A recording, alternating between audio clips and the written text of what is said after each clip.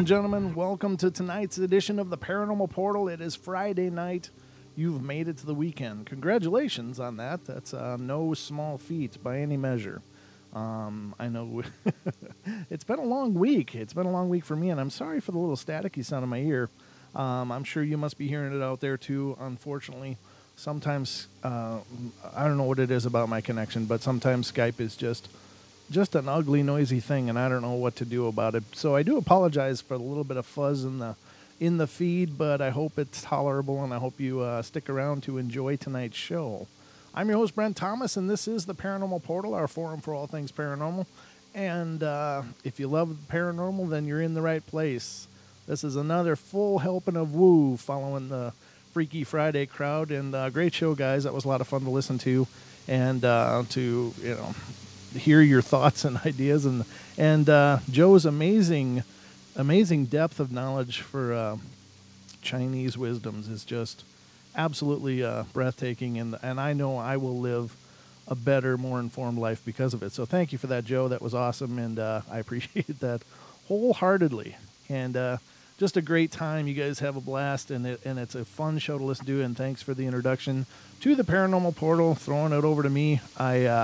I'm doing my best to follow the giant on Friday nights. So it's a daunting task, but I'll do what I can to keep you all entertained for the next couple hours. So it'll be good fun. But as always, the phone lines are open if you want to be a part of the show. I welcome any kind of input or feedback. If you've had a paranormal event happen to you and you'd like to share it on the show, please do so. The phone number to call into the studio is 213-233-3998. Again, 213-233-3998. Or you can call 833-TFR-LIVE.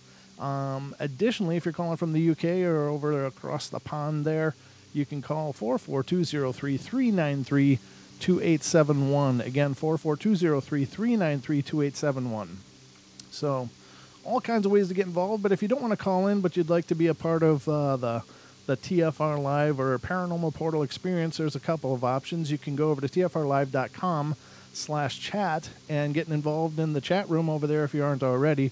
Amazing people, great conversations. The chats have always been a big part of the portal. I've always considered them a part of the show, and I love when people are in there and talking, and I'll do my best to check them out. As it's Friday night, I won't have Don with me, so that makes it a little tougher, but it's just some wonderful people in the TFR Live community over there. And if you don't want to go over there, but you still want to chat, then head over to YouTube, youtube.com/Paranormal Portal, and this show is being simulcast live over there. So there's a few options for you. So I hope that you will take part of it and be a part of the fun that is the portal, the Paranormal Portal. Let's see. I wanted to open tonight's show with a couple of listener emails. And I suppose I should tell you, if you have an account but you don't want to call in, you're a little shy to do that and don't want to try to type it out in a chat room, feel free to email it to me at paranormalportalradio@gmail.com. Or if you just have some feedback on the show or you just want to say hello. Wow. Tail. I during the show I've been playing this ghost app, and for weeks and weeks it hasn't done anything. But just suddenly now it says tail. Tail, and I have no idea what that means. So I don't. I know these ghost apps are oftentimes really hokey and pretty corny, but I always find it kind of fun to play it during the show just to see if anything decent will come up. And it's playing over on my laptop over here to my left. And if you ever hear a word just come in that sounds like that, or some kind of a weird dramatic sound, it has a ghost radar and a word database in it. So I just think it's kind of fun, and actually Don and I have had some pretty good comments in reference to what we're talking about. It's pretty hilarious, and that's the first comment for weeks now. It hasn't done anything during the show, so I'm finding it interesting that suddenly it was triggered again tonight. So we'll keep an eye on that throughout the show. If it decides to be a part of the show, that's outstanding. But let's see, where the hell was I going? I'm going to read some listener emails tonight, but we're going to get into some paranormal discussions and stories and encounters. To me, I love encounters. I love people's stories of what they've experienced because with the paranormal, it doesn't lend itself to study. It doesn't lend itself to any kind of rigorous clinical or scientific study. It just happens as it happens, when it happens, why it happens, and where it happens, and nobody can say, when that's going to be. It just has its own intention, I guess.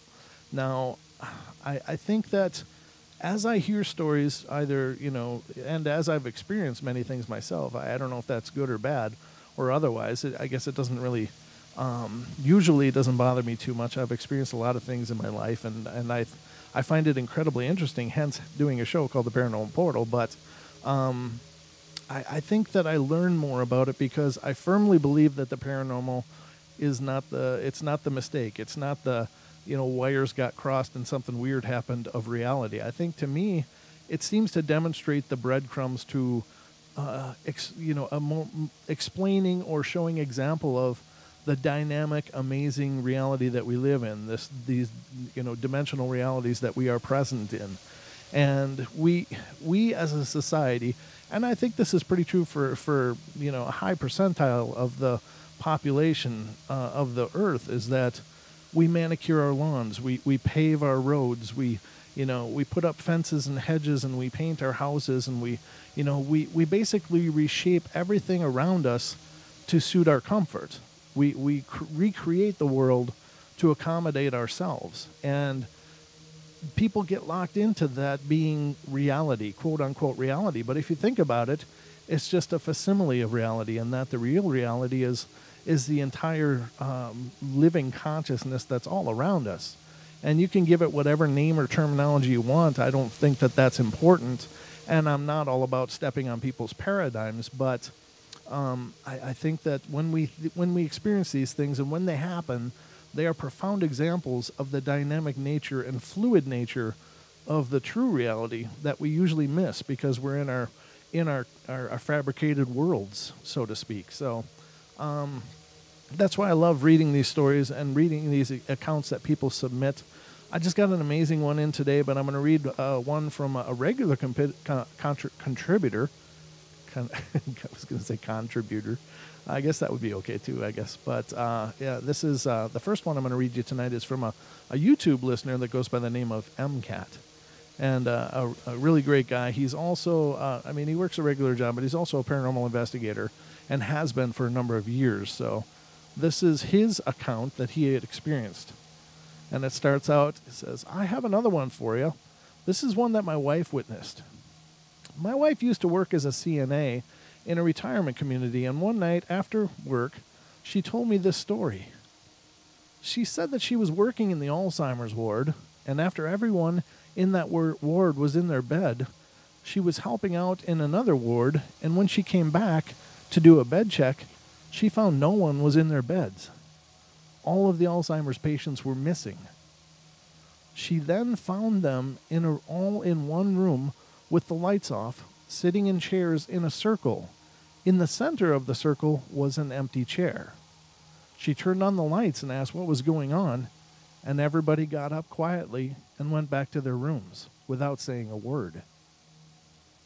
Now, that is incredible to me. That is an incredible story and very powerful. Now, does that indicate, it seems to indicate some kind of,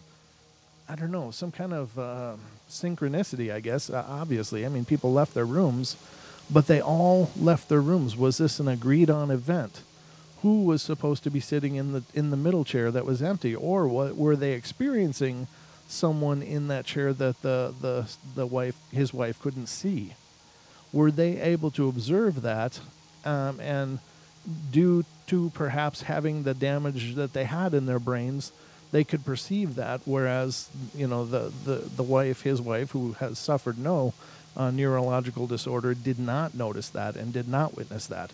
And what was going on? Were they called there? And there's so many questions, of course, but these kind of stories, similar things, I've studied this stuff for years, and I've come across similar events. One of which a lady I used to work with had worked prior at a psych ward. And she said that throughout the days, there would be this chair. And in this chair, this one guy would get up in the morning and go sit there. And he would sit there, and once in a while he would get up and go away, and someone else would sit there, just staring at this one space. And it went on and on and on. And she finally, went up and asked him, he said, "What are you doing?" He said, "I have to sit here. It's my job." And she goes, "What is your job?" And he said, "It's my turn to watch the portal, but other people do it too." And I thought that was very profound, because when you consider mental illness, you have to consider that they perceive reality differently, but what they are perceiving is absolutely real to them. We look on the outside into that and say, well, that is just really skewed and weird, and they're just hallucinating, et cetera, but those kind of behaviors are not uncommon. Now, is it mental illness? Sure. I mean, I'm sure it is. But what are they experiencing? What is it that happens? And I don't know. As our brain is damaged, are we more open to viewing other realities that we wouldn't be otherwise? Is our pineal perhaps more active at that point, even though the logic is skewed because of a cognitive process being off, or maybe electrochemical imbalances in the brain due to whatever, perhaps even medications? But is it possible to perceive other realities or other parts of this reality? And I think absolutely it is. So I think this story is really, really profound. Now, the most profound part, of course, is that it was all of these Alzheimer's patients.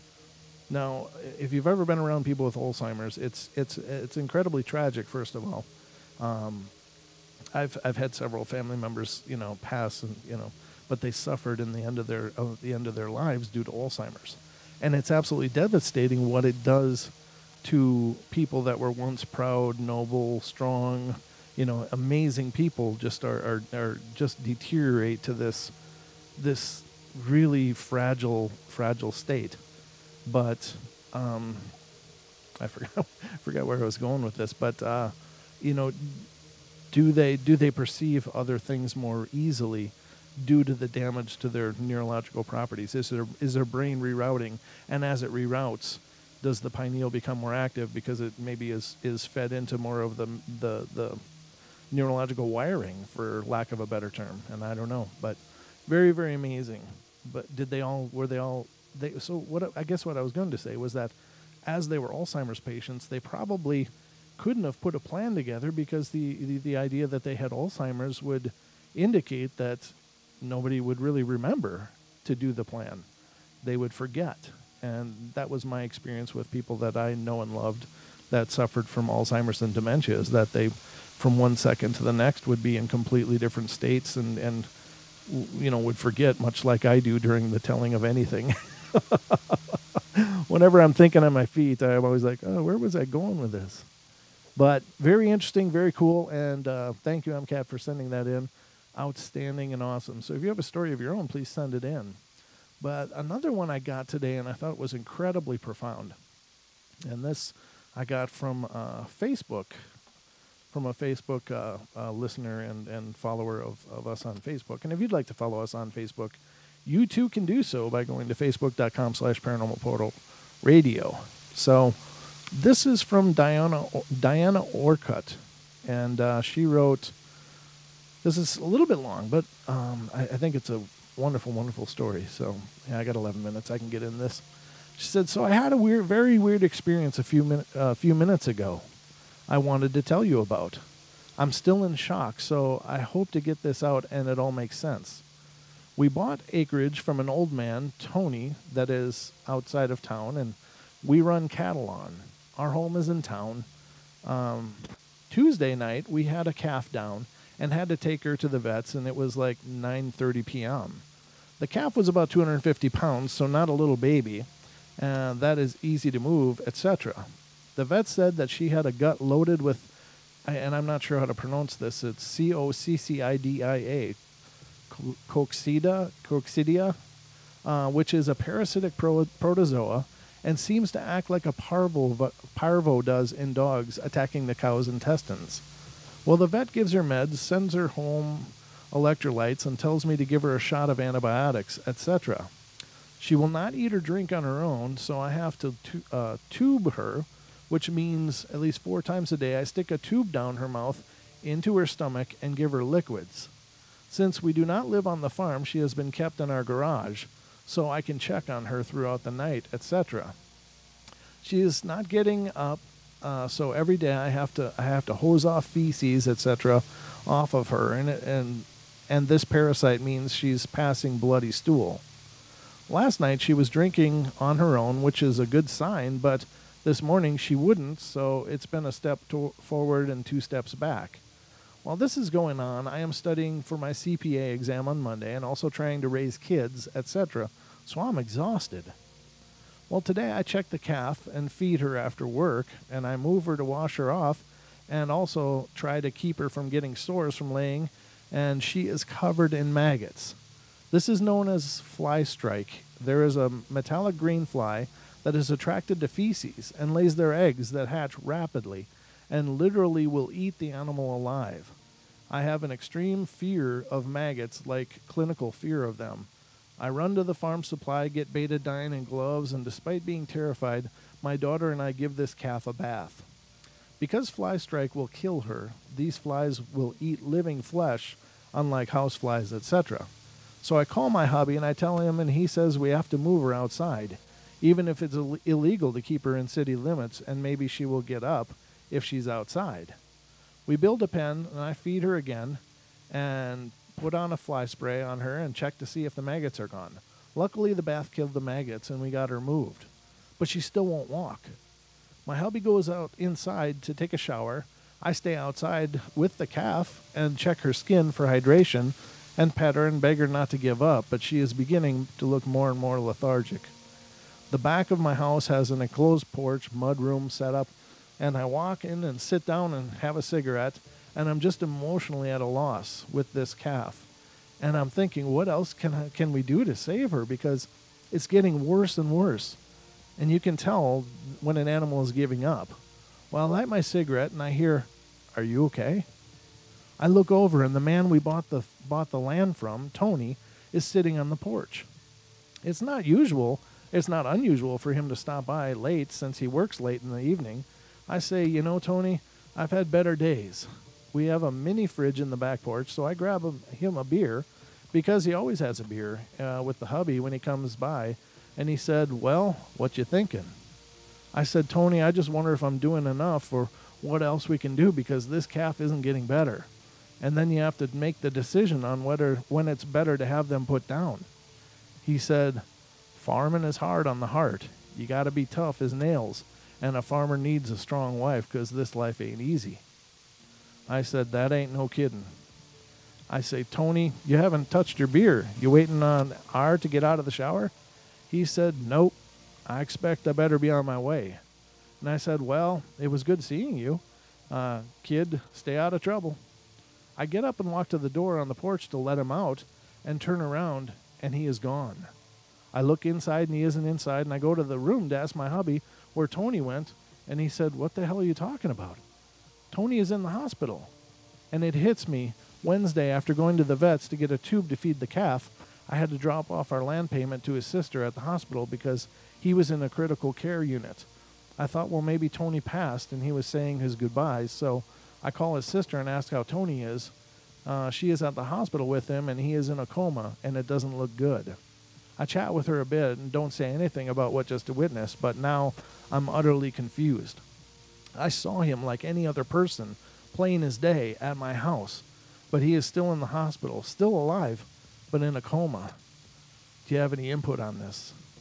And of course, I did correspond a little bit with Diana, and it's hard to say, but it sounds like he may not be as attached to his body right now, and it very well may be his goodbyes if he's in a coma. I don't know.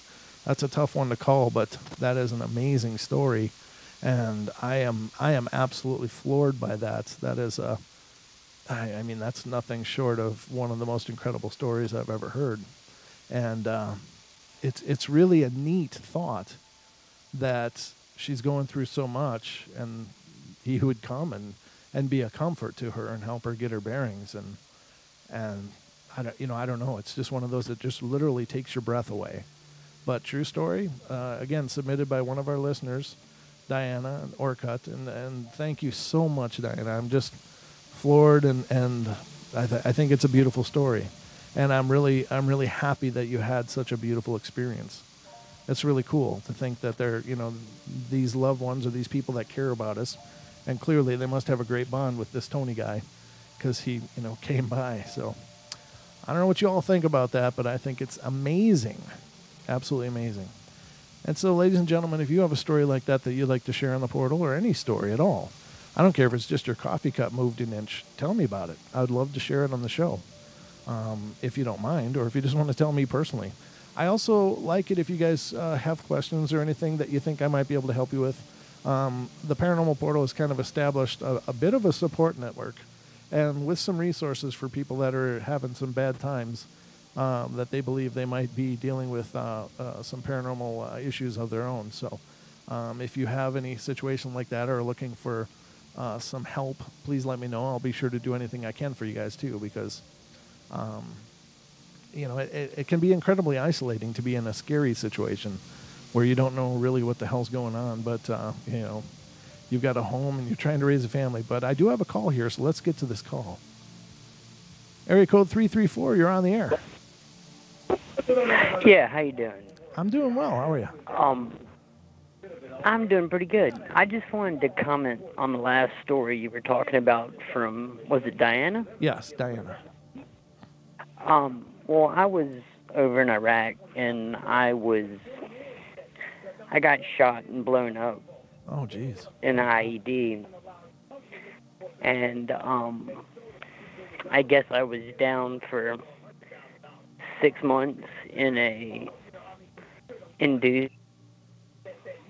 In a what? I'm sorry, you lost you there for a second. In an induced coma. Oh, okay, gotcha. And while I was in the induced coma, I was able to have some of these contacts. Wow. My girlfriend, my parents, some people who were with me that night. Oh, my God. And I don't know what that means. I don't know if it's something that happens to everybody. Mm-hmm. But in the time and space that it happened, I was totally aware of it. You were, and you retained that knowledge coming out of it too, huh? Yeah, and when I woke up, or when they brought me out of it, the first thing I did was call my soon-to-be wife to make sure that I wasn't going crazy. And no, she said that she had multiple visits from me. Wow, that is letting amazing. Her know that I was okay and not to worry. That is amazing. Very, very cool. So she actually saw you. Yeah, she said it would be in dreams, or it would be when she would be doing her guided meditations. Oh, phenomenal. That is really, really powerful. And yet here you are. So it wasn't a sign. It wasn't a sign that you were passing or letting go or anything. It was just you were just letting everybody know you were okay. Yeah, I just wanted everybody to know that, no matter what happens to me, that I remember y'all. Oh, that's beautiful, man. And I want y'all to know that I'm okay, so you don't have to lose sleep at night. That is incredibly powerful. I had never heard that before. So this was your experience. Wow, I'm absolutely floored. Very, very cool. Well, I appreciate your time tonight, man, and I look forward to listening to the rest of your show. All right, brother. Thank you so much for calling in and being a part of the show. I appreciate it a bunch. You have a great night, sir. All right. Okay. You too. All right, thank you. Now, that is very cool, ladies and gentlemen, to have someone who experienced the other side of that. And, perhaps for this Tony guy, he'll be fine too. I don't know. I guess, all we can do is just make assumptions for what can that mean. And, You know, the fact that he was able to go and make himself known to loved ones and say, hey, I'm okay, is an incredibly, incredibly powerful thing. And yet here he was calling in and being right here and apparently married and doing well. So congratulations and thank you so much for calling in. That's beautiful. But ladies and gentlemen, we're going to be taking our first break of the night here on the Paranormal Portal. So I hope you're enjoying the journey so far, and we'll take our break and be back in just a couple minutes for more of the Paranormal Portal. There's the bell. All right, don't go away.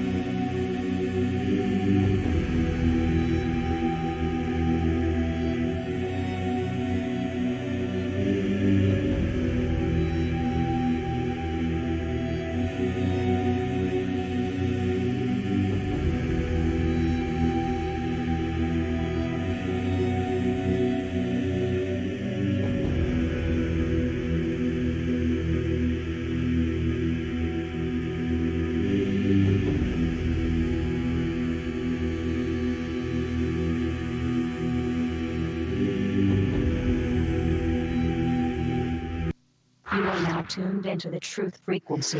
Your protection from deception. TLR. Truth Frequency Radio.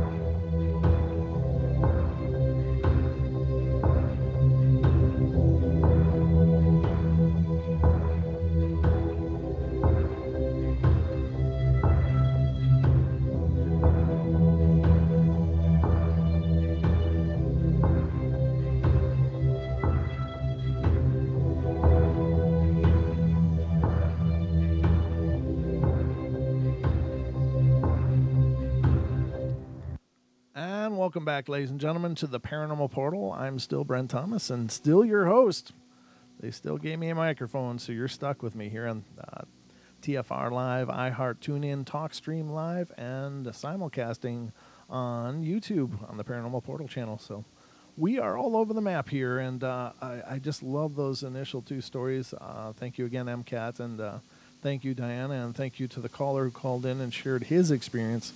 That's an epic beginning. To me, that's just that's just brilliant, because, I mean, these are people's experiences. This is what they've seen, and Diana's story happened today. I mean, it was like today, so that just happened. Now, I don't know what you think of this stuff. Everybody, I think, can relate to spiritual experiences to some degree or another, and of course, if you're religious or just, have any kind of belief in some kind of religion, whatever that is, and I don't pretend to advocate one or another. It's whatever resonates in your heart, but all of them around the globe seem to have this idea of this energetic body that we have, this energetic presence.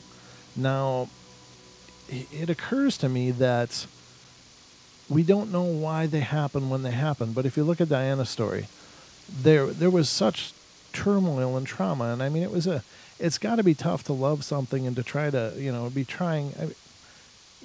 Clearly she loved the animal. She was caring for it with all of her heart, and must have been just devastating to see this poor thing going through so much and wanting nothing better than to get it back up. And with all of the other strains in her life, that is just the perfect moment to have something like that poke through and to come through and to experience that in such a time of need.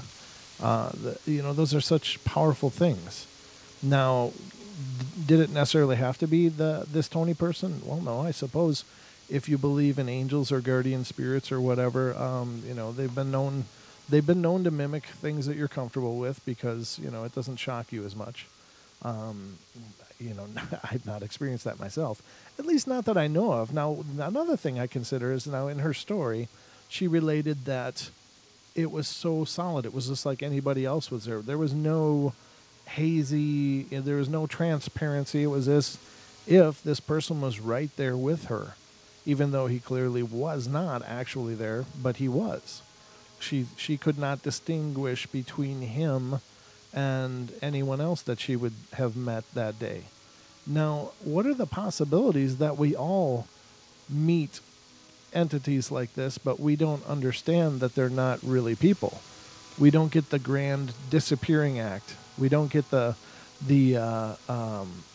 flashy intro or exit. It's just they may be in our experience for a couple minutes, say something really profound, and then, have a nice day and walk away, and then you just kind of lose them in a crowd. But what if they just kind of disappear? Maybe we have these encounters all the time, but we don't know that this is the case, I don't know. It's a possibility, and it's something to consider. Perhaps we meet these kind of experiences all the time, but we just don't understand them for what they are. And if he had just walked out, she probably wouldn't have either. It would have just been, oh, Tony stopped by, that kind of a thing. But that wasn't the case. So very, very, very powerful. And I'm just absolutely thrilled, and I'm absolutely honored to share those stories on the air. And again, to hear, what are the odds that on the other side of it, we would hear someone who was in a coma and was able to project himself to people he loved to let them know he was fine. I mean, what a powerful, powerful thing. And that's just, that's synchronicity right there, ladies and gentlemen. And things are right in the universe when one thing flows to the next like that. I just love those kind of things. So you're right. And To Be Me in the chat room says people can generate strong emotions. You're absolutely right. And there's a belief in many esoteric circles about thought forms, the ability to project thought forms. And that is a very strong possibility. Are people projecting these thought forms as a higher consciousness, their higher consciousness projecting itself into your life? In such a case, it's possible. I don't know. Whatever the case is, and I guess, I don't know what is going to happen to this person that's in the coma, if he's going to make it or not. I don't know. But I certainly hope so. But whatever the case, it was an incredibly profound experience, and I'm absolutely honored to have shared it on the show. So tonight's stories are going to be a lot like this, I hope. I can't guarantee they're all going to be this powerful, but that was incredibly strong, incredibly powerful. But we'll see what other ones we can get into. But I did want to take a moment and address something that has occurred to me tonight, which I thought was kind of interesting. And what it is that in esoteric circles as well, they talk about the thinning of the veil in this time of the year as we head into the Halloween solstice period. They talk about the veil between this world and the next being the thinnest, and many people believe that it's the thinnest on Halloween. Although from regular contributor to the show, Sean, and he was also a guest on the show and will be again, I'm sure. But he said no, it's actually the 25th of December is when it's the thinnest. But whichever the case, that is believed to be the time when the veil is the thinnest, so that beings from the next world, the other world, where our departed souls are believed to go, can more easily traverse and be a part of this realm and visit their loved ones, visit their their old places, etc., etc. What I have to wonder is why then do we have haunted experiences and paranormal experiences all around the clock? Is this an indication of the power of the beings? So is there a time when the veil is thickest, or does it just maintain itself as a norm throughout the rest of the calendar year, but through this period it gets the thinnest? And I can't say for sure. Or is it possible that it's harder for human beings to re-enter this realm from the next realm, but there are other things that are always here and always able to be here because they're at a lower vibration? Is that possible? So some of these haunted experiences, that doesn't necessarily make them negative. I'm not trying to make a claim that these are negative things, that they would have to be negative to be here. That's not the case at all. But if we think of everything in terms of vibration, and perhaps vibration is key to dimensional reality, that we have a certain resonance, so we are here in this space-time now that we understand, and other things are here, but just out of phase to us. So we're not, then maybe, they aren't as aware of us, and perhaps maybe they're completely aware of us.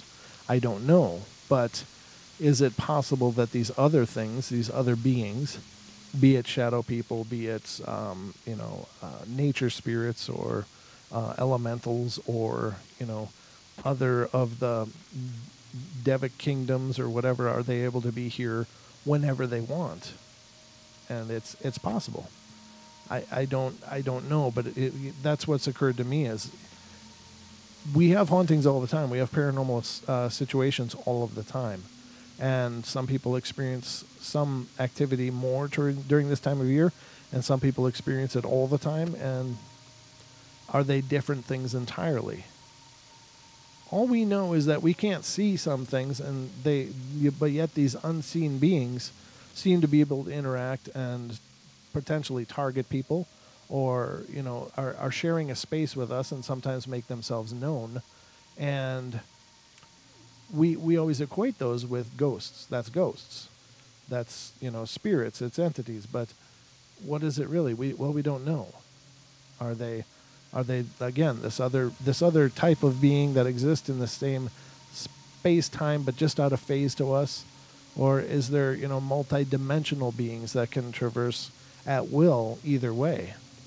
And it depends on what you read, what you follow, what you believe, etc., etc., etc. But these are all really good questions, and I don't pretend to have all the answers, but these are all certainly considerations that I ponder as I look through this.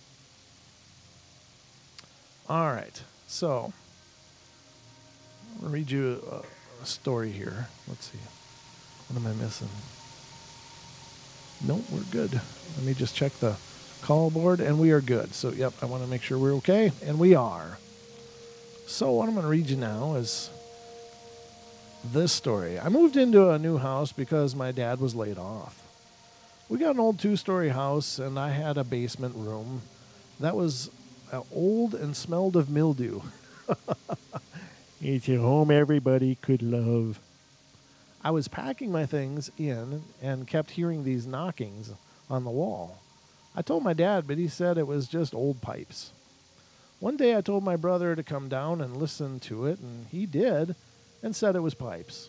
I responded, "It isn't pipes, you clown." And then he shoved me. I fell through the closet and knocked my metal model of a Honda Civic through the back. It was fake, so me and my brother took it off and walked in. It was a staircase. And when we got the flashlights and walked down and opened an old wood door, it was a room with old storage items in it. We walked over, and then the door behind us closed. A huge blur of white came right at us, screaming in a horrid tone. We were in pure terror, and we ran up and told my dad. He came down and looked at it, walked down, and right as he was opening the old wood door, the doorknob started to rumble and shake. He ran up the stairs, and the next day we moved out. That is a creepy story. That's all kinds of creepy. Yeah, I suppose. And you got to wonder, it was a secret room for some reason. Somebody made it secret for a reason. But what was going on down there? What was in there that whatever this being, this spirit, did not want anyone else exploring, discovering, finding out? I don't know. That is creepy. But they moved out. They left. They got the hell out of there.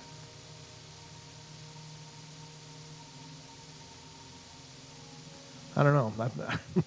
I've never found anything like that in any of the places I've lived. But then again, would you want to? I don't know. I was once in a house on my own. My parents had gone out for the night. And when I walked through the hallway into the living room, I saw this little kid standing over my dog. And my dog was looking up at him. He was sort of petting my dog, and he was wearing a top hat. I double-checked, and he was gone. But my dog was still looking there. Then a couple of days later, my brother was in the house talking to his friend over the computer and put his webcam on. And he got up to go to the bathroom, and when he came back, his friend who was on the webcam said, "Who's that little boy?" Thinking it was my little brother's little cousin or something. When actually my brother was home alone. His friend that said that he had seen a small boy wearing black, wander into the room, appear on the webcam, and then disappear. The house is brand new, so I can't figure it out why it would be haunted.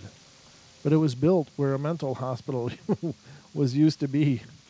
What's going on? Well, anytime, there's a great belief that if you have a haunted house, you just demolish it and then you can build something new. All you've done is demolished a framework, a structure. You haven't changed the energy. The energy is there, and it will occupy that same space regardless of if the original structure is still there or not. It's important in situations like that to, cleanse an area, have it purged, have it blessed, have it, sage it at least. There's some options there, of course, but, I don't know. Actually, tonight, as a side note, I was reading a thread on Facebook earlier, and somebody was talking about, do not buy sage. Don't buy it. You either have to get it from someone you trust or go get it yourself.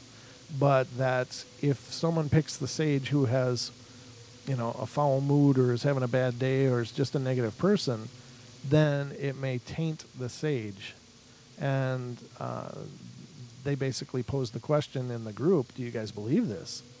And one thing that I've found out throughout the years, and you can believe this or not, but it's a pattern that I've seen repeated a bunch, and it's not my own philosophy. I've heard this many times before, but it's the idea that if you believe in something, it comes to be. And if we look at things as energetic,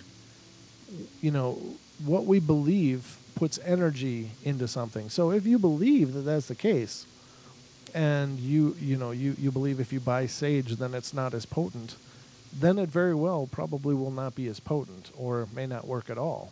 It may not do its intended purpose. Now, it's also known that sage is good for cleansing the air in a lot of other ways, like getting rid of bacteria and other things in the air. So it's actually a really good practice regardless of whether you're doing it for spiritual reasons or health or both.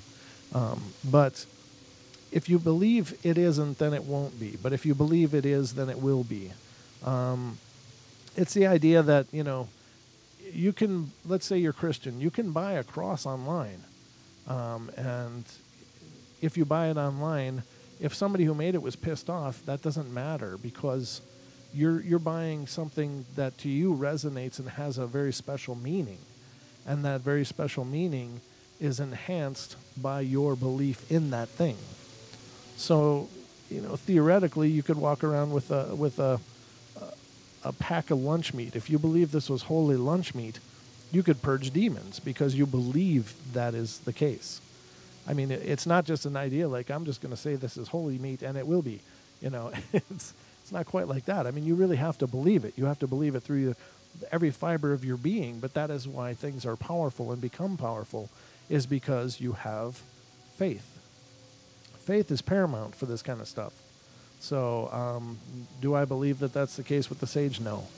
But if you believe it is, then it will be.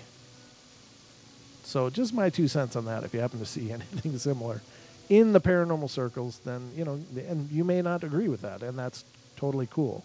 Again, I don't pretend to dictate anyone's reality, but that is mine. So, all right, let me check the call board here. Nope, we're still good. Nobody else wants to share a paranormal story with me. What? All right. So if you've got a paranormal story you'd like to share, the call-in board is still open, ladies and gentlemen, and I'd love to hear from you. So let me get to another one of these, and we'll see what kind of mayhem we can get into here.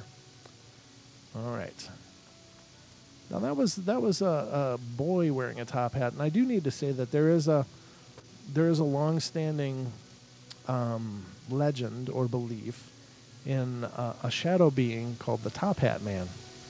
And sometimes it's a cowboy hat, sometimes it's like a gentleman's hat from the 1800s, the stovepipe kind of hat. But whatever the case is, there seems to be a type of shadow being that usually appears as such and is usually reported having red eyes.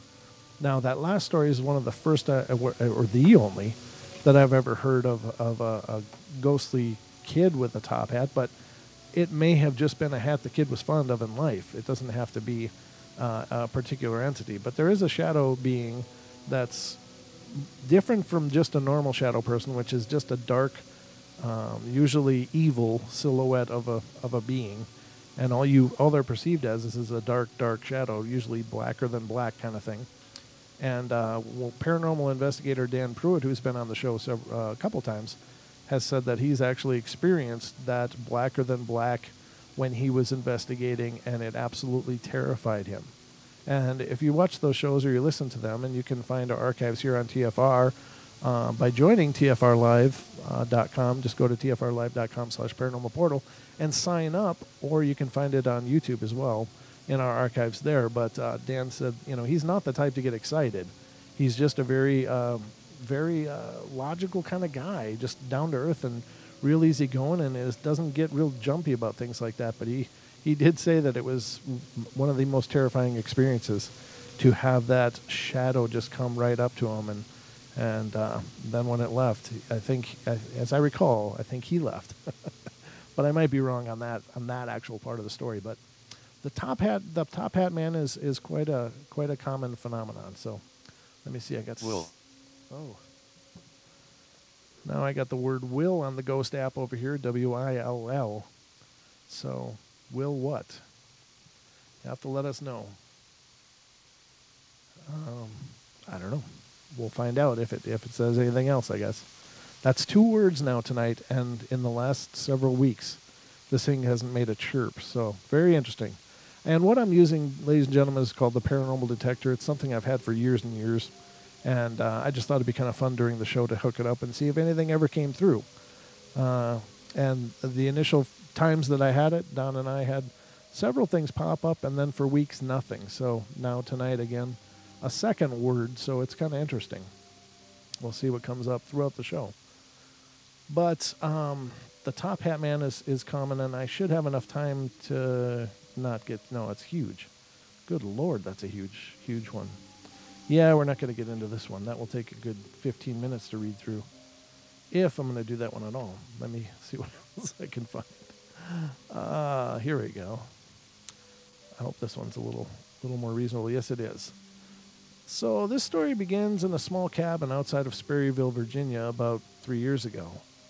My girlfriend and I were attending a communal gathering at a friend's cabin for a weekend away. While just in the living room, a man in a black cloak and wide-brimmed hat appeared in front of me. He didn't say anything. He just stood, looking through me. Almost immediately, other guys in the same clothing started appearing. They were all black with absolutely no faces. They dispersed around the room, watching everybody talking, and were somehow connected telepathically to the man standing in front of me. There was no communication, but I felt they were somehow connected to the man whose family owns the cabin. I only saw them this one time during the weekend. I tried to get them to tell me who they were, but there was only silence. Eventually, they just faded away. About 2.5 years later, we were invited to another party, this time at the man's home in Falls Church, Virginia. And upon parking in front of the house, I felt a warning being sent telepathically to me, cautioning me not to enter the residence. I chose to ignore this. After spending a bit of time in the living room of this other home, I felt a presence watching me. I started scanning the room and noticed the shadow resembling the same man I saw at their cabin, and he appeared to be waiting for something to happen. Again, other men entered the house and started to stand in every room, staring at all the people at the party. Next, another shadow man came over to me and asked who I was and what I was doing there. I told him I wasn't doing anything and was invited to be there. He tried to scare me by changing his face to a skeleton with red eyes and smoke out of his mouth. He said he could be anything he wanted to be. I energetically raised a hand in front of him and told him to leave. Somehow I knew that this would make him back down. He said I wasn't welcome there and disappeared. And I have not seen these shadowy people since, but don't feel like they have a good intent. Since seeing these men, 3 people who were close to this man who had parties have tried to commit suicide, and one of the 3 was successful, ending their life. I'm still trying to figure out what their purpose is and whether they were just observers, messengers, or they have some kind of agenda. And that's the entire story. Now, I guess I can surmise that this person is a psychic of some sort. They don't identify that in the story, but I can only assume, I guess. But if they're seeing these and nobody else is, they must be somewhat used to seeing them, and they're getting messages. So, is that possible? Sure it is. If you ever watch The Dead Files on television, Amy Allen will talk about her readings, her walkthroughs, but sometimes she gets messages while she's still driving to the location that she says are being sent because they know she's coming. So, and there are many times you'll hear that from psychics. They know I'm coming. They know I'm coming. They don't seem to these entities don't seem to experience time or have a problem knowing what is coming. They can see the way it's going to be or the way it is. Perhaps they're not anchored to time like we are. I don't know how that works, but very impressive and incredible. But I do have another call, but I see it's our listener, Diane. Diane, I'm going to get to your call on the other side of the break. It's just about a minute away, so just hold on to the line, and I'll get to you then. We can get into this on the other side.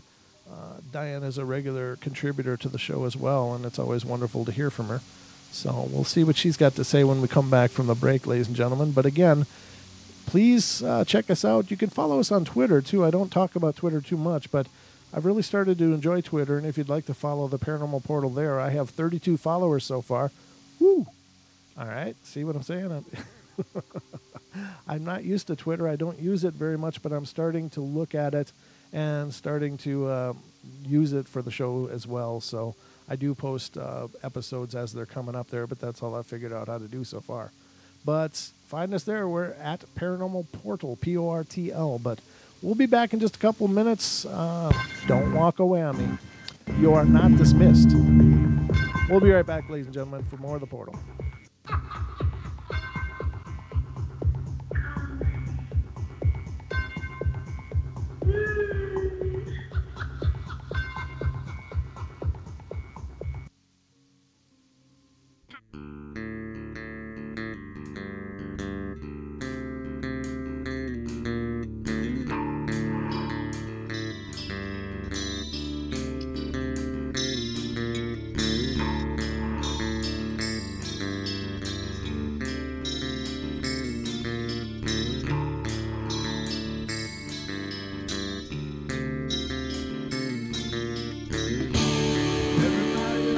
Play their games.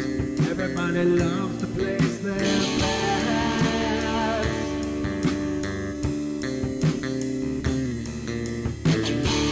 They don't understand the price I paid. They don't care to comprehend.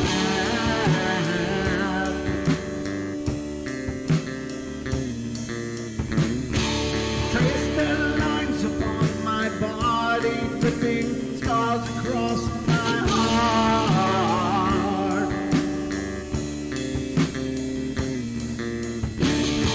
Raging anger pours inside me as their lies keep falling apart.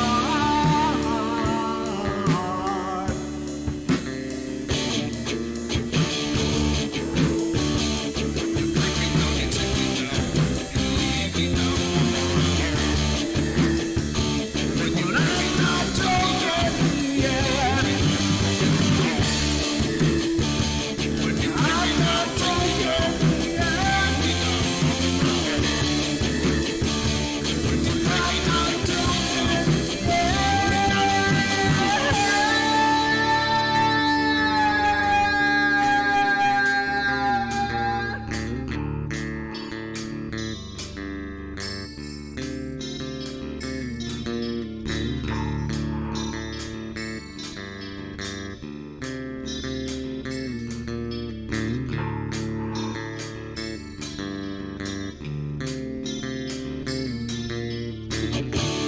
I am finished with my silence. I am not a stupid toy.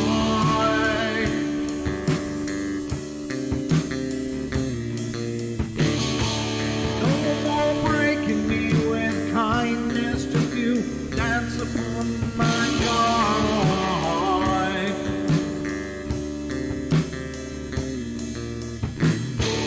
Leading me with empty promise. You're just another fucking mess.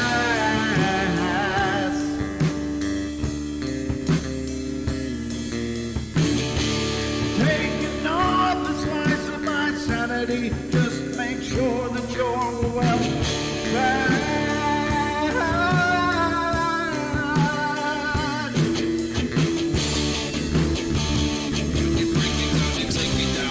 Look, I'm not wrong yet. I'm not talking yet. I'm not talking yet. I'm not talking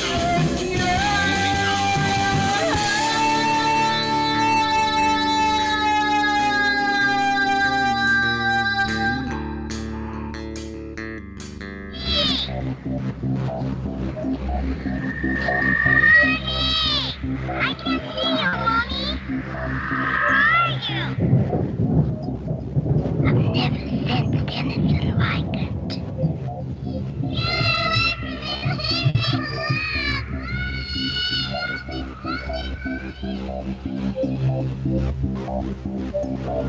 Carol Ann is not like those she's with. They're attracted to the one thing about her that's different from themselves. Her life force. It is very strong. It gives off its own illumination. It is a light that implies life and memory of love and home and earthly pleasures. Something they desperately desire, but can't have anymore. Right now, she's the closest thing to that. Poltergeist are usually associated with an individual. Hauntings seem to be connected with an area. A house, usually. Poltergeist disturbances are of fairly short duration, perhaps a couple of months.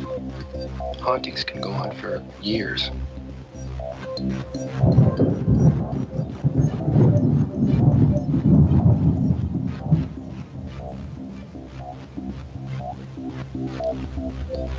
And welcome back, ladies and gentlemen, to the Paranormal Portal. I'm your host, Brent Thomas, and this is our Friday edition, rocking through the night. And thank you so much for all of you guys being here. I'm just trying to say hello in the chat rooms.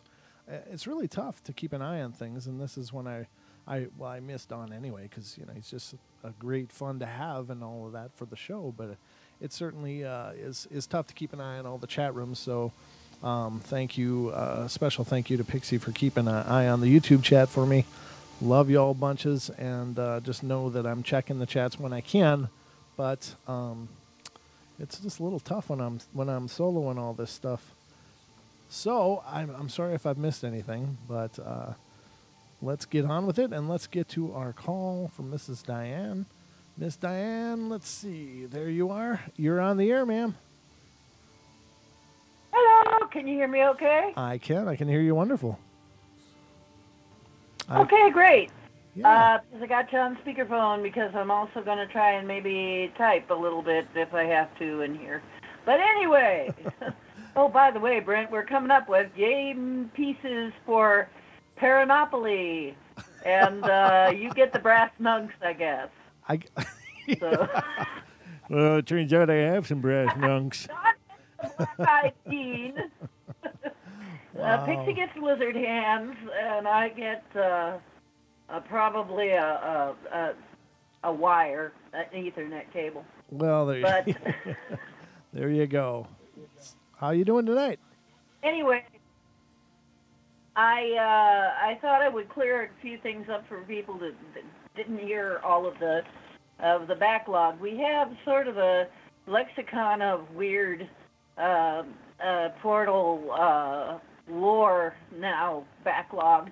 And a couple of my stories were the color changing Ethernet cable that I and the strange thing with the can openers, where my can opener disappears and then I find one that's not mine in the drawer, and then I complain about it, and mine shows up next to the one that's not mine in the drawer, and we're still trying to figure that out. It kind of sounds like an upward. It does, yeah. Deport.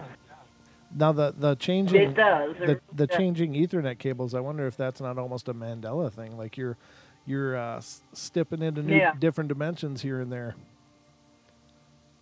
Yeah. I've had so much of that. The very first one that I had, I want to tell you about. The first big one is when we came back from New Orleans. We were getting ready to go to a, and I don't know what this was. I mean, we knew we were doing things going down to New Orleans, me and my friends. I mean, my friends, there was a time when every single one of my friends was magical, and it was very, everything we did was did something. I mean, it wasn't, there wasn't anything like mundane life. Right. So we were supposed to go to, we were rushing to get home to and actually bending time a little bit to get home to a Halloween party. And when we got there, when we got home, we were an hour. The atomic clock was an hour wrong, an hour off. Wow. And there was no Halloween party. You know, that never happened. They never planned on having a Halloween party. We're like, what? So it was very. I mean, you know, I've had things like that happen. It's when you use a lot of magic to do things, a lot of strange things can happen, and I'm sure that Sean can attest to that. Sure. Because he's mentioned it often enough too. Mm-hmm. Is if you go messing with time, and you go around messing with peeking into other dimensions, all kinds of things happen, and so it's kind of a hard lesson to learn sometimes, because sometimes it's not such a good things happen. Mm-hmm. But there's also been times when, like, and right around the same time as, like, I remembered somebody having a certain Halloween costume that they never even owned, that kind of thing. A whole building showed up that had been there for 7 years that I had never seen on that stretch of road, even though I got off at that stop for years driving up and down that road, that kind of thing. So I think a lot of us don't realize, okay, when we're talking about being in a simulator, that is one of the most logical things for me. I seem to have some memories. I'm actually getting ready to put out a video about that, about what I remember, but they were just thoughts rolling around in my head, and I was always afraid to talk about it, because every time I talk about this kind of stuff, every time I would put it out there, I would kind of get into some kind of trouble. I mean, I've even had technology and everything blow up on me, get lost, get stolen, floods, you know, right. Yep. damage of all kinds, just weird stuff. So I've been kind of loath to really put it out there for a while. I try, and it disappears or something. I've even tried to send Sean stuff, and it blacks out. The pictures black out. So if I do manage to get this video out, I expect you all to see it and like it, for one thing. Sure. But I am going to know something's changed, because it seems like trying to get a video out is really difficult for me. But I was going to say, I did actually come up, we were joking about paranormal potholes one time. Okay. Yeah, I don't know if you remember. I do. But I did actually have a paranormal pothole story. Okay, please tell me. And it's kind of an important one too. Okay. It's the one that led up to the death that brought me here in this form now. Oh. There was back before the first shuttle exploded, and that was the Challenger, and I think that was in 84, 6, something like that. It's been Mandela'd on me a few times, so the date has changed. Sure. For me, not for everybody, but that date is in my mind, because that's the date that the body died. But before the body died, that previous November, there was a dream, and it was a forecast of exactly what was going to happen to kill me, to kill the body, to allow me to come here. Wow. And I found out that the predecessor was actually really done being here, and was probably one of my close relatives, where we all come from, and I'll have to go into that another time. But so the whole thing about it was what was in the dream was there was white all over the place. Mm-hmm. It was very white, and going down a hill, and the gear shift sticking, and not being able to get it in gear, hitting a pothole. There's your paranormal pothole. Right. And next thing is, I died. And you're not supposed to be able to dream of, or my predecessor died, and you're not supposed to be able to dream of a death. And this is kind of hard to talk about because, for a while I wasn't sure, am I or am I not a walk-in, and what exactly is that, and so on and so forth, because Ruth Montgomery actually came up with this back in, was it the 70s, the 80s, something like that. She came up with the term walk-in. It's when a switch is made, a person who is about to give up their body, that body is needed by and a deal is made where another spirit comes in and takes over that body, but then you have to also take over the karma and whatever damage is done to the body, which there was pretty extensive damage done to mine. But and a lot of us are like that. And a lot of what the geos talk about, they even talk about that to a certain extent. Cherie's body's all screwed up, and so is mine. There's a lot of pain and that kind of thing.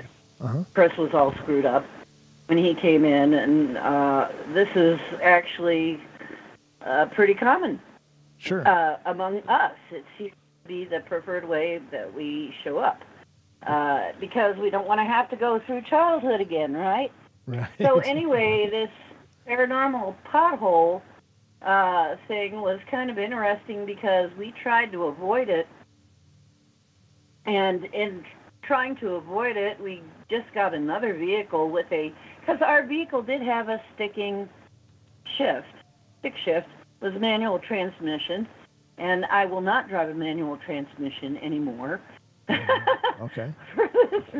for this and other reasons. Sure. But so basically what did happen is we changed ours with a stick shift for another one who you would not believe it. I got the date and everything that this was going to happen within days of it happening. It did that I got the date. I got like a range wherein this would happen. My ex still had me go out and do an errand, but everything happened just like in the dream, and it stuck. The gears stuck, shift stuck in this vehicle that we borrowed. Oh no! So it was gonna happen. Ridiculous. That's amazing. So I always wonder. I said that's amazing. I'm sorry. I'm probably babbling a lot, talking a lot. I'm sorry. I don't mean to talk over you all the time. No, not at all. Do you have something to say about it? Nope. Go ahead. Keep going. Okay. So basically, I did die, and I'll maybe enumerate some things that I saw, or actually the body died. And I have those memories. I still have the memories, most of the memories of the previous life, but then a lot of things changed. It was weird. For instance, I was impaled on a steering wheel. I shouldn't have been able to pull myself off the steering wheel. But I did, and got out of the car, and scared the guy standing next to me about half to death. He looked like he was seeing a dead person rise off of a steering wheel, which is what he did. See, because I'm like, well, gee, that was a stupid place to park. I said, what are you looking at me like that? He goes, you were dead. Oh, wow. And I was all messed up. My body was all messed up, but I didn't know it yet. I was still numb. All kinds of things happened because of that. But honestly, when I thought about it, there literally was. It was due to this paranormal pothole that led to the death of this body and led to me coming here. Sure. It's funny that we were making jokes about a paranormal pothole. Wow. Yeah, that's true. true. So I know go ahead. No, I think that is really profound, and it just goes to show you that if something is meant to happen, it's going to happen. You really can't change those circumstances. Yeah, well, it's a soul contract. It's what's called a soul contract. And if anybody wants to ask me about any of this, what these things are and all of that, I can explain it or point you at videos and stuff. There are such things as soul contracts, and there are such things as walk-ins. There are such things as Well, there's a heck of a lot out there. But yeah, my next video is probably going to earn me a title as quite eccentric, but that's okay. I'll just fit right in here. So, I think you're all a little eccentric, and I think I love that about you all. Absolutely. You're all lovely eccentrics. We are. So, and especially you, Brent. We're a special breed, that's for sure. Yes. Okay, so that's my paranormal pothole story, and probably brought up a lot more questions than I answered with that one, but that's there you go. I finally came up with a paranormal pothole. I knew there was one in there somewhere. Outstanding. Okay. Thank you so much for calling in tonight, Love Diane. you. Love you too. Thanks for calling. Love you all. Hugs and kisses. Bye-bye. And that brings us to our next caller tonight, which is Mr. Sean. How you doing, Sean?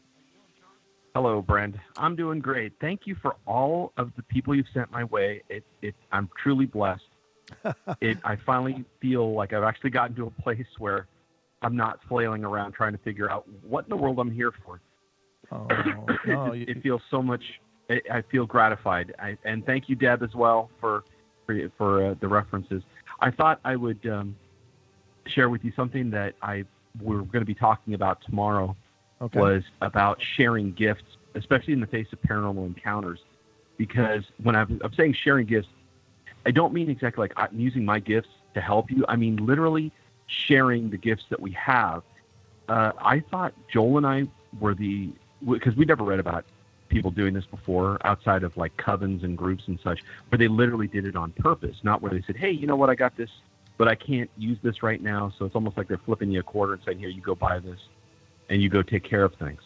Mm-hmm. The first time that I ever had to do that, there was a medium who was being menaced by her mirror. There was actually things in it, and I had to change the angle from which things were coming in so that it couldn't be used for what it was, which was basically a spying device and something to be able to get into her home and into her area and space and do things to her. Wow. Never done anything to stop a mirror before.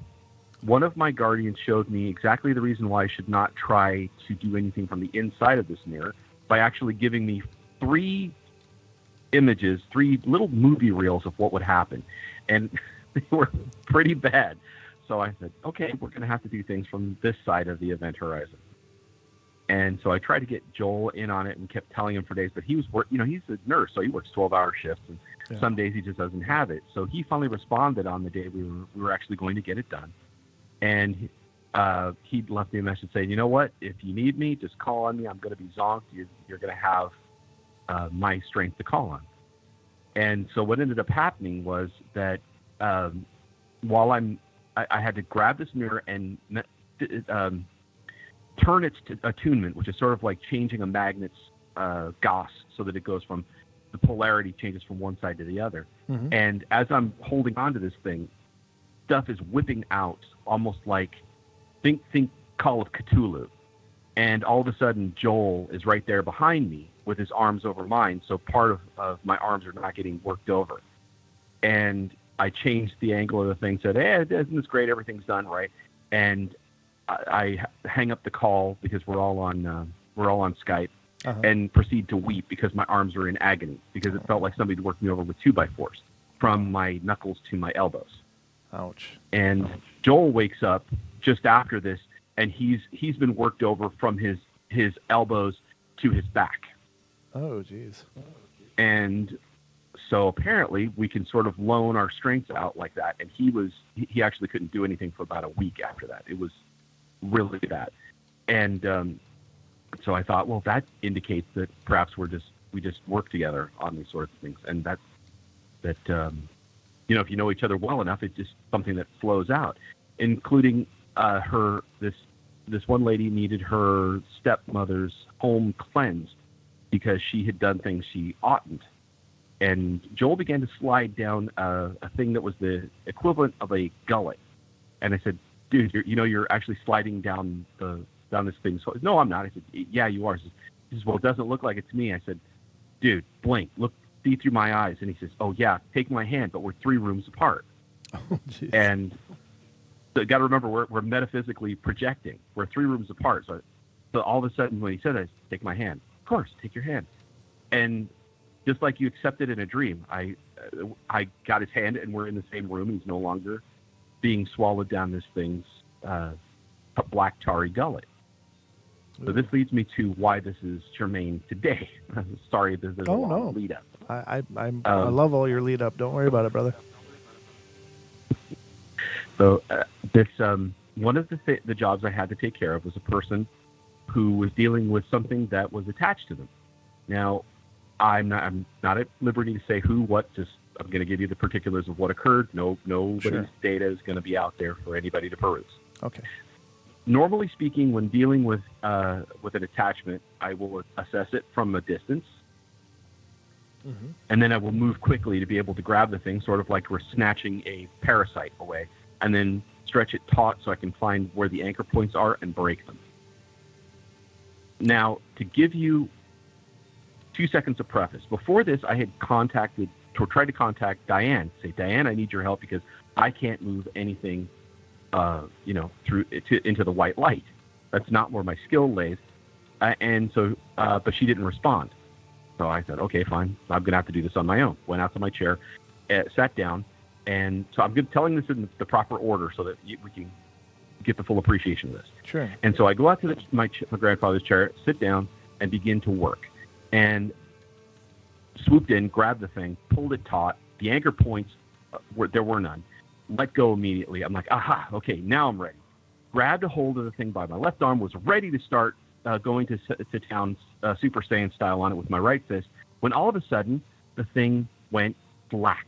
We're talking 100% black, like somebody gave him a shot of ketamine. And I've never had that happen. They usually begin to fight at this point.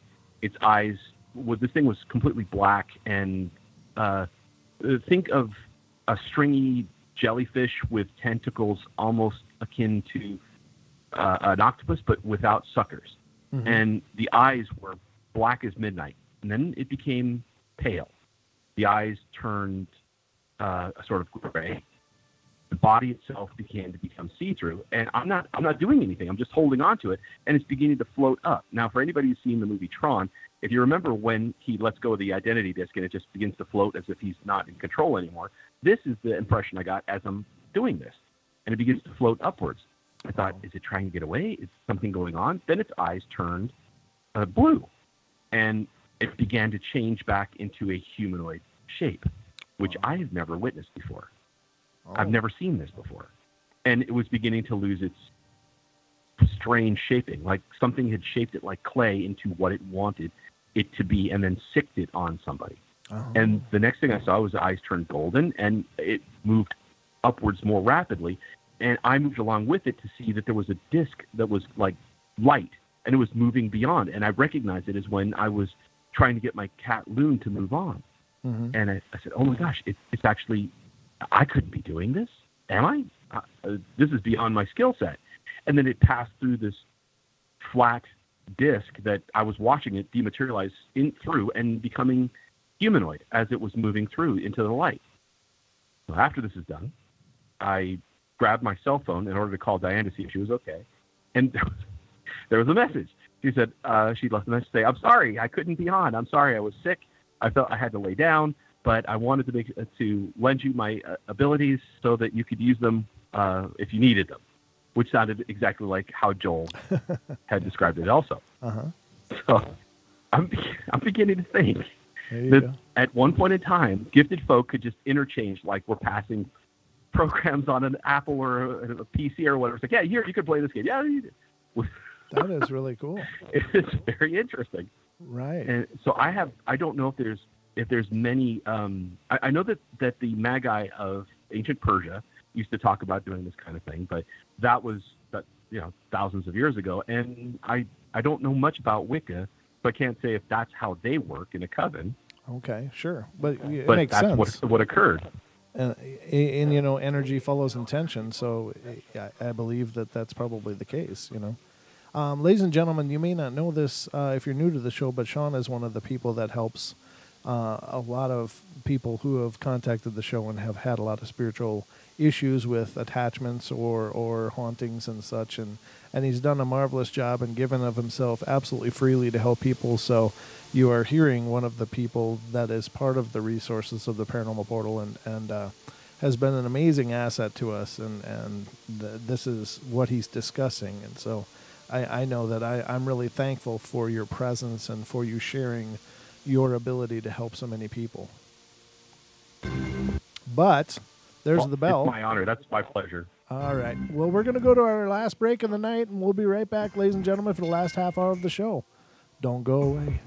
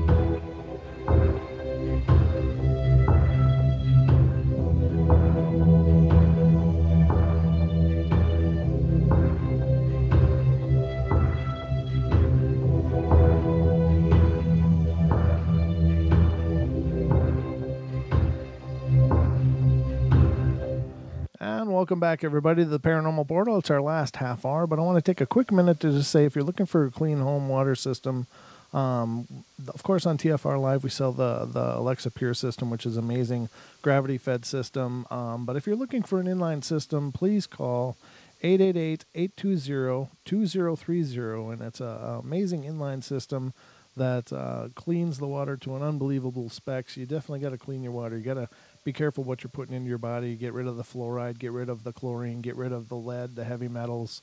Flint was not an isolated incident here in the U.S. There's many cities that have tested as bad as Flint, but they just didn't make the news. So definitely take care of yourselves and make sure you're careful about what you're putting in your body. But again, that phone number is 888-820-2030. Definitely check it out. Great system. This is run by a friend of mine, and he's been working real hard to raise awareness about this. And it's a wonderful inline system that sits right in your sink or wherever you want to install it. And it's on demand. Just a fantastic system. So check it out. But right now we're joined by our good friend Sean Gonzalez on the phone, who has been instrumental in helping so many listeners. He is a psychic and an amazing energy worker and works on a lot of really tough eliminations and stuff. And again, tomorrow night, we'll be joined by psychic Deb Varner here on the Paranormal Portal, who will be doing free call-in readings to listeners of the show. So make sure you guys tune in and get on the horn, get on the line, and stay on the line when you can get in. And we will do our best to get you in so you can get your own free reading on the show. She's amazing, does a great job, and just phenomenal person overall. So welcome back, Sean. And sorry we had to interrupt you for the break there, but you still have the floor, sir. That's cool. Oh, well, just I wanted to say that for the people out there, because there are kids right now that don't have the benefit of being able to reach out to someone who's knowledgeable. And if you're interested in this kind of thing, if you're a parent or if you've seen other children that might be struggling with this kind of thing, it's not a taboo subject to bring up.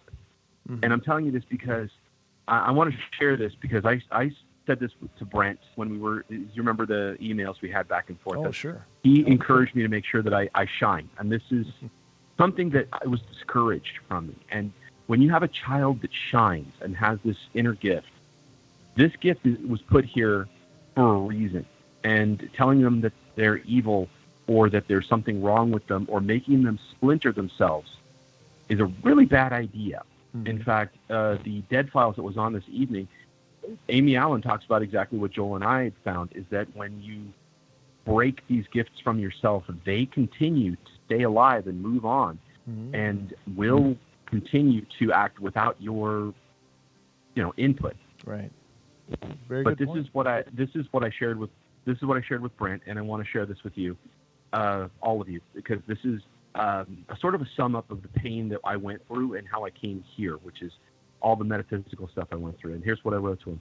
Many nights when I was a child, I would pray with no apparent answer, please God, help me. I'm afraid, and these things will not stop. Because it did not stop, I thought I was abandoned. As I matured and reached 13, I prayed also with no apparent answer, God, please help me understand what I am. But all I heard were the voices of those who called me things and said I was insane or evil. When I reached 14 and I met Joel, I prayed again with no apparent answer, please God, help me know what to do. But no answers rained down from the heavens, so I thought I was beneath contempt. When I was of age, I prayed without apparent response, God, please show me what I'm supposed to be. And any answer I might have seen was lost in the pain of injury, assault, sexual assault, and attacked by things that stalked me since I was 5. Finally, after having a family and teaching my own children and knowing that there are better answers to to basically being able to raise kids who are gifted. As I went blind, I prayed, God, please let me make a difference before the light in me is gone.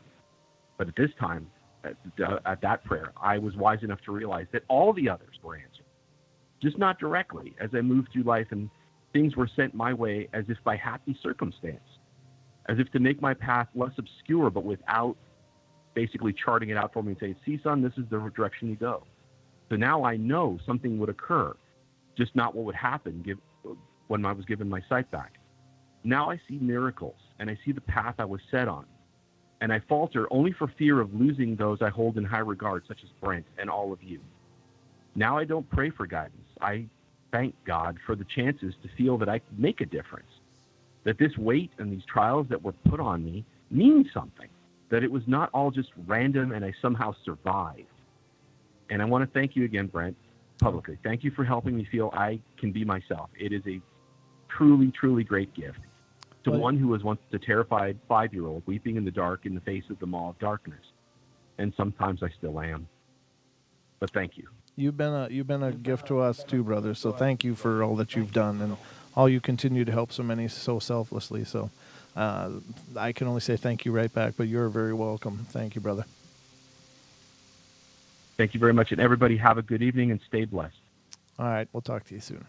All right. We got another caller, and this is area code 865. Yeah. 865. You're on the air. Hello. Hi. How are you? This is Tori. Hi, Tori.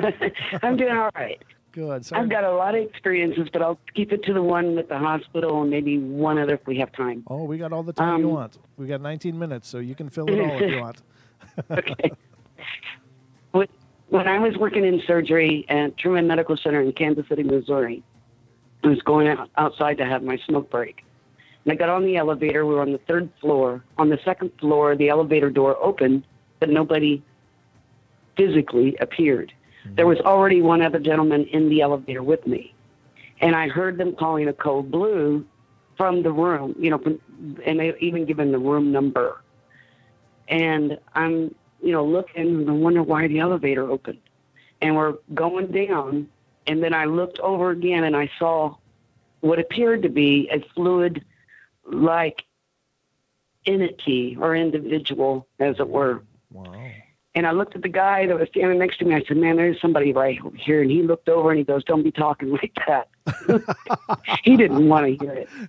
So, and the elevator door opened. I said, hey, wait, don't leave. They're coding you upstairs. Go back on up there and get back in your body. And it turned around and looked at me, stood there, and then turned the other direction. And you could actually see his arms go up and down like he was getting ready to run, but it was in slow motion.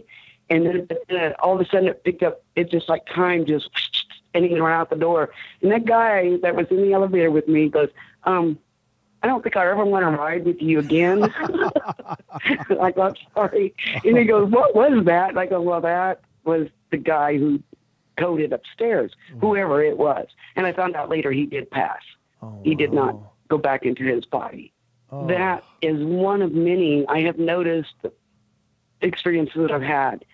There was another time on the freeway going from Austin to Corpus, and it was right before San Antonio. And there was a guy crossing. Now, these are 6 lanes. He was walking across the highway. And I'm watching it. My girls are in the car, and I'm like, look, you can see his gray being. He's gonna get hit, and he's gonna die. And the oldest one who was sitting in the front seat with me, she goes, oh, wow, Mom, I do see it. Oh, no. And he crossed the barrier, but the moment he crossed and jumped over, and we're still moving, I looked back, and the girls were watching, and you could see his body go up in the air and go back down. Oh. So he did not make it. Oh. But, it's a gift. And it took a long time for me to understand those gifts. Mm-hmm. And it all started when I was 16, when my aunt died in an automobile accident. She was 9 months pregnant. She lost the baby, died also. Oh. And I was at her house watching her 2 children New Year's Eve while the adults were out having a blast. Oof. And I heard something on the 2nd floor, and we went around, and I thought, oh, one of the kids are up. So I went up to go check. And my aunt was in her oldest daughter's room, tucking her in, and then put her finger to her lips as she floated right in front of me, like, shh. Oh, wow. And then went into the other room to put her son, tuck him in. And I stood there, and I'm like, really? I go back downstairs and say, I think I need a drink. Because that was the very first time that I ever experienced anything like that. Right. And from then on, it's just been one after another, after another, after another. And I've also done readings on people. I don't use cards. I use crystals. Okay. I did all kinds of stuff like that. I work with energy. Good for you. And my girls can see. Nice. One of them still does, but the oldest one refuses to. Oh, okay. And I understand it. Sure. But those are my there's a lot more. I have a lot more to share, but those are the 3 prominent ones that I experienced in my lifetime, especially the first one that changed my life forever. And I'm grateful for it. Anytime you want to contribute and call in, please do. We'd love to hear from you. Unless we have a guest on, then it's a little tougher. But yeah, I would love to hear all of your stories, because that's amazing. And it's amazing that you have that gift. You've nurtured it in your children, and they are very lucky to have you as a parent, because as Sean was talking about in the last call, most kids with gifts don't have that luxury. They're told there's nothing there. It's in your imagination, and so these children grow up just broken because they do know something is there. Right. And so they either have to learn how to turn it off, or they just think that there's something broken in their head, and that's just really tough. So. Right, and that was one of the things. That was one of the things I had to teach them, was how to turn it off and how to turn it on. Oh. When we would be around the Pedernales River there in Spicewood, Texas, when we were living there, we could see some of the First Nations that were there prior, as in spirit form and doing their daily deeds. Oh, and I would practice with my daughters. Can you see them? And they would look and, yes. Oh my gosh, Mom, I see this, blah, blah, blah. And it just, and people would look at it like, what are you looking at? It was such a blast. They are. But it was a way of teaching them that that it happens. And to turn it off, you can command, I do. Uh-huh. I do not choose to see. Okay. And then that's, that's yes. And it is very pertinent that people teach their children. Right. I believe it brings the wholeness into the person, the completeness, as it were. Exactly, and they can grow up nurturing that rather than I know parents are just looking out for their kids. Like, Dad, there's something in my closet. No, there's not. You're trying to put your kid at ease, but if they're seeing something in their closet and you're telling them no, they're not really seeing what you're seeing, then there's a disconnect there, and the child thinks something is wrong with them. But I've even caught myself doing that with my little. He was 1 at the time, but he's like, monster, and I started to say, no, there's no monster, and I was like, oh, would you, and I corrected it because I thought I heard myself saying this, and I was like, wait, I can't do that to my child, and I was like, do you want me to go in with you? And then we did, and we went in and we talked to the monster and said, please don't bother him, and it was fine, but I didn't. It's something that it's so easy to do without really doing it. You don't really realize you're doing it, but you do it, So it's the conundrum. Right, right. But that is beautiful. My youngest one got to dance with me for 24 hours.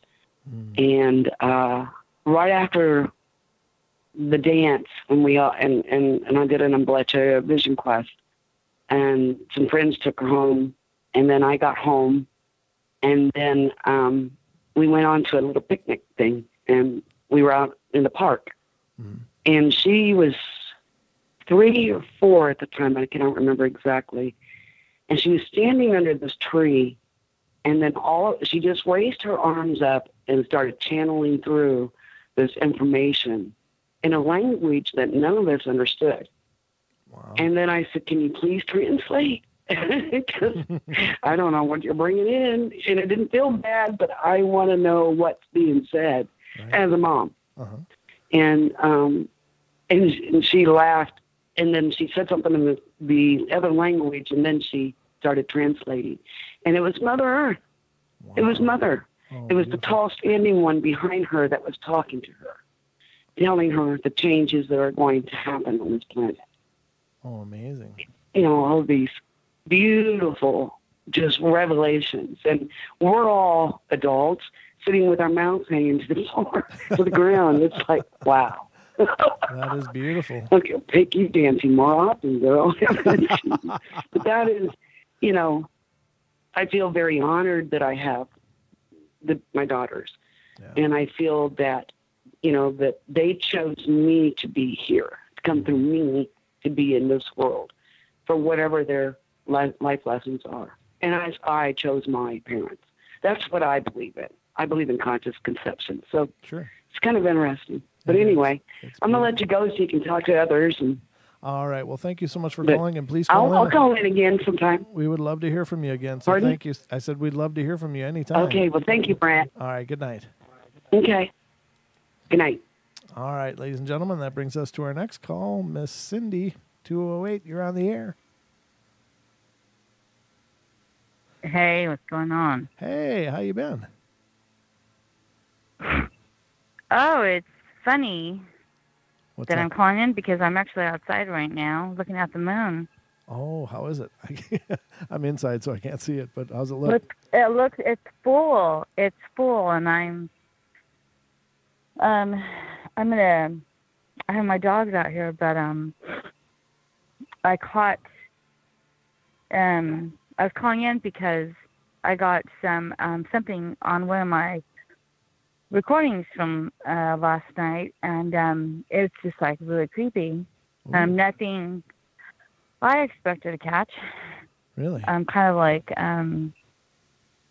yeah, and I have to go by. I'm working with someone,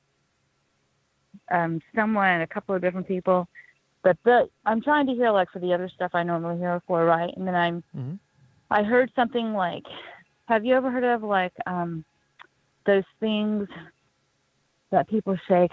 Those I can't think of them. The Moroccan, those things, the Maraca. What's it called? Maracas? They sound like when you shake them. Yep, sure. Like when you shake them. Yeah.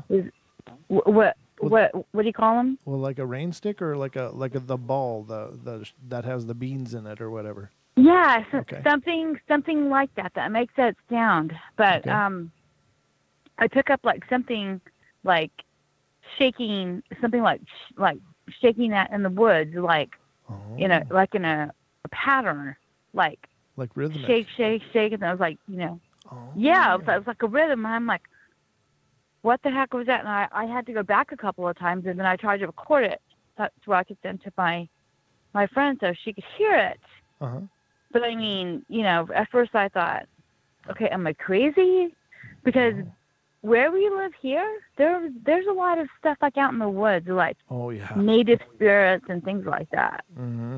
Yeah, these woods are alive. That's the last thing I'm thinking about. Yeah, these are ancient woods up here. And ladies and gentlemen, Cindy is one of the people in my area. She's also a Bigfoot researcher and has been a guest on the show a couple times now. And I mean, that's really powerful.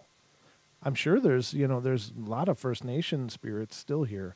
I can't remember the name of the local tribes, but this area was allegedly.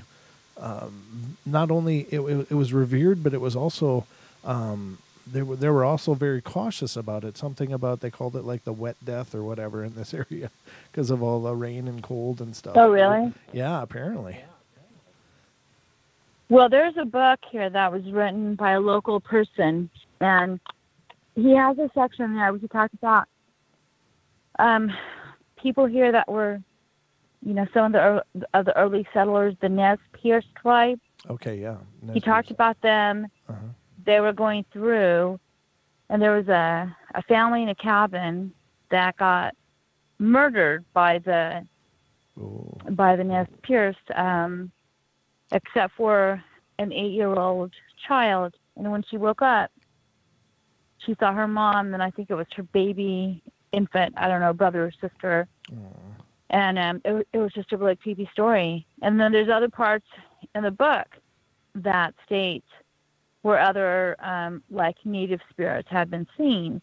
Mm-hmm. And if you think about it, just down the road is Spirit Lake. And you heard the story about Spirit Lake, right? I don't. I'm not familiar with it. I know the name, but I didn't heard the backstory. Oh my gosh, are you kidding me? So, Spirit Lake, I thought for sure you've heard this story. I mean, it goes in line with your show. So, Spirit Lake, the reason it's named Spirit Lake, and you can even drive downtown Main Street, and there's a pillar, and it has the story. There was a young maiden, and she was promised to another tribe. Okay. And she was in love with another brave. And because she did not want to marry or whatever with the other one she was promised to, right, her and her love, or the one she loved, they jumped off a rock into the water and they committed suicide. And that's why it's called Spirit Lake. And you can see a canoe going by sometimes at night on Spirit Lake with her in it. Wow. Or you'll see her walking the shores. Yeah, and it's called Spirit Lake. And I'm just 6 miles down the road. And that's true. If I see you, I will play this for you. Unless it's a glitch, but I'd love to hear it. It's very clear. Okay. Yeah, that's the last thing I thought I would pick up. It's like this rhythm of something in the woods. Isn't that crazy? It is, but given the history of the land and the fact that it was a very important Native American area, that doesn't surprise me even a little. The funny thing is that it seems like every region has that story, though, because where I grew up back in Minnesota, there's a town in Wisconsin just across the river from where I grew up, which was called Maiden Rock. And the story was very similar, that the chief had a daughter, and she fell in love, but he promised her to another tribe to create a peaceful relation and whatever. And being distraught, she threw herself from the rock onto the cliff below, or onto the rocks below, and killed herself. So that part of the lakefront is called Maiden Rock, and it's the name of the town there now. Oh my God! So apparently that happened quite often. Yeah, back that's in the crazy. day. Yeah. And you want to hear something else crazy? Sure. You want to know who's that? Who is it? That lady that I talked to again, like when I called in for my son. What was her name? The psychic? Oh, Deb. Yeah. Okay, Deb. I have to tell you what's happened. So, so after I talked to her, and she was telling me that she thought something could be attached to my son. Yes. And I was like, oh my gosh, I got no sleep. So then y'all hooked me up with Kevin. Yep. And I talked with him, and we were talking about that. With Sean. And he was telling me that this area here, he knows someone that went through an ordeal up here in Spirit Lake. Wow. And in his world, which I don't know if this will go along with your show or not. It kind of might, but it always I does. was asking for like a protector, because it's very confusing when you talk about realms and how we've shifted and things like that. I'm learning all about that right now, but he was trying to tell me that he, like going along with the story that you just said and that I just said of history here and spirits, there are entities that are in different places. And he said there are also protectors of certain areas.